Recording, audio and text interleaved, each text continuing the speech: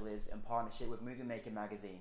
My name is Danny DeLillo, and we're here at the Cameras Los Angeles showroom in West Hollywood, and I'm here with Jason Piccioni with his movie, The Unforgiven. Let's take a look at a clip.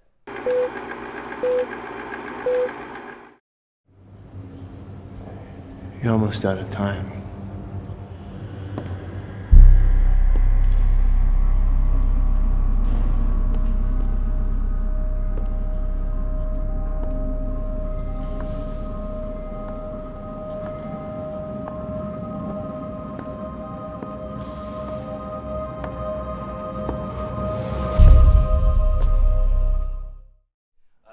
Jason, congratulations on The Thank you. Unforgiven.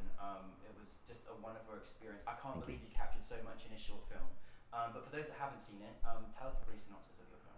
Well, our film's about a cynical angel trapped in purgatory who finds himself stealing souls from the devil to basically buy his way into heaven.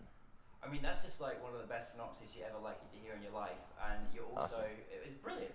And you also, as well as directing, you wrote it. So where did your inspiration come from making the film? My inspiration actually came from one of my kids, and he was, a couple of years ago, he was about 4, and he had gotten into superheroes. He was asking a lot of questions about superheroes, and we were talking about how superheroes kind of don't have any friends, because there's nobody that's like them.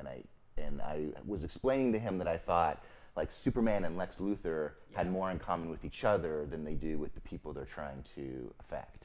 And I kind of had thought about, it would be interesting if we had like God and the devil or their dominions or whatever you think they are at the opposite ends of this ultimate battle of good versus evil, and yet they're the only ones who kind of understand each other and the only ones they can really talk to about it.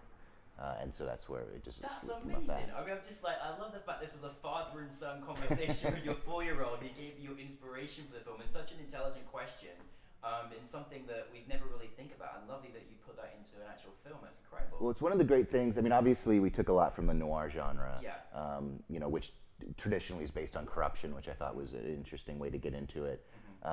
But this idea that, you know, the Superman and Spider-Man are not part of humanity, yet they have no choice but to be their savior. Right, and there's something profoundly sad about that. Yeah, that's such an interesting concept. Well, I mean, it was so beautiful to kind of watch visually as well, which was like incredible. Oh, we had an incredible DP. I mean, it was really we lucked out, and a lot of that was pragmatic. We knew we had a one location. We had to, I think we did 36 setups that day when we shot in the warehouse, and we needed a lighting scheme that we could flip around pretty easily, and so that all kind of fit into exactly what we wanted to do. What is it like after, you know, when you have all those amazing, you know, setbacks and different things that you have going on, to then be like, you know, have your film selected for NewFilmmakers LA and just all of a sudden it's in front of an audience? What does that feel like?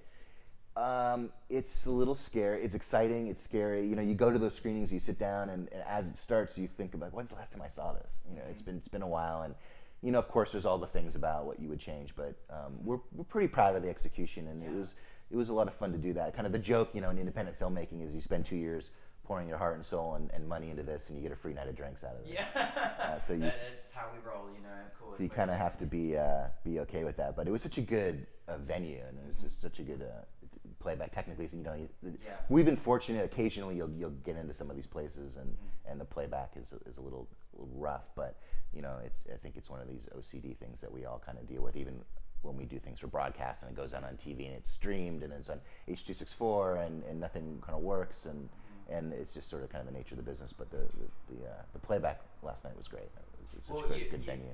Well, you and your producer gave such you know, great advice last night in the Q&A, and I thought it was really interesting. But you know, if you any people out there that are kind of like looking to make their film, or any piece of advice that you've had in your experience so far, what one piece of advice would you give to people that want to go out there and do what you did? Over prep.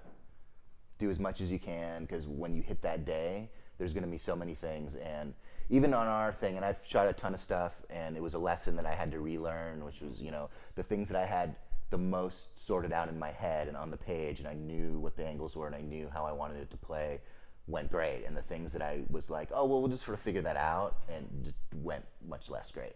Yeah. And so that day, I kind of equate it, you know, people, I don't run triathlons, but it's, you know, people who run triathlons talk about the strategy of just getting through that endurance. And a shoot day is like that. There's so many things, you get tired, you're only going to be able to think about a few things at once. And so as much as your instincts can take over, and as many things that you have kind of lock down and how to communicate that with your crew is also very important. But my thing is I'm a very big believer in just over prepping as much as you can. I think that's a great piece of advice because you just never know what may happen. Well, you know, Jason, it's amazing because I love that you're making this film and you're already pitching it to different studios, and that's fantastic. And you know, a big thank you to Jason Jr. I'm going to put him out there for being the inspiration behind the Dad and Son Talks. I think just keep making more Dad and Son Talks and see what movies you can make, eh?